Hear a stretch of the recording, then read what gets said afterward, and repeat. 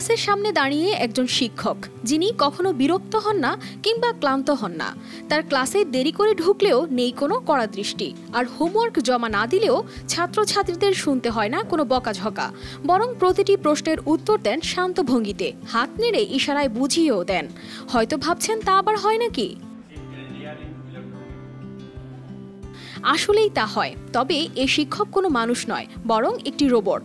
কটকের Bhubanananda Odisha school of engineering এর ছাত্রছাত্রীরা তাদের মেধা দিয়ে তৈরি করেছেন এক অবিশ্বাস্য রোবট শিক্ষক। এ রোবট শুধু কথা বলে না, মানুষের মতো হাত নেড়ে অঙ্গভঙ্গিও করতে পারে। এর পেছনে রয়েছে আধুনিক প্রযুক্তি আর ছাত্রদের কঠোর পরিশ্রম।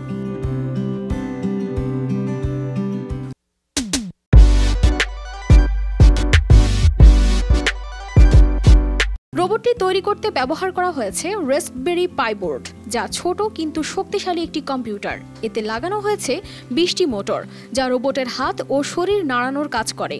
কোডিংয়ের জন্য ব্যবহার করা হয়েছে পাইথন। বিদ্যালয়ের প্রধান শিক্ষক জানান, এই প্রকল্পটি করতে তাদের সময় লেগেছে প্রায় 1 বছর।